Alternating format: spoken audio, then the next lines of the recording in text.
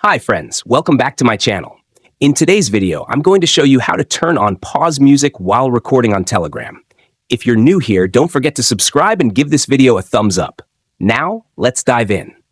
Step 1. First, unlock your Nothing phone and open the Telegram app. Once you're inside, you'll land on the main screen, where you can see your Chats menu. This is where you'll access all your conversations. Step 2. Now, look to the top left of your screen. You'll see 3 horizontal lines stacked together. That's the menu icon. Go ahead and tap on it to open the side menu. Step 3. Next, in the menu, find and tap on the Settings option.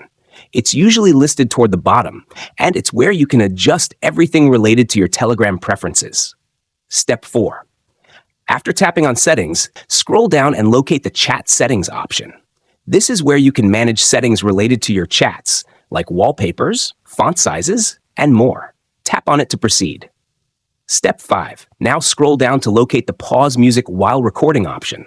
Unfortunately, this option is turned off. Step 6. For the last and most important step, select the Pause Music While Recording option to turn it on instantly. If you found this tutorial helpful, don't forget to give it a thumbs up and subscribe to my channel for more great tips. Thanks for watching.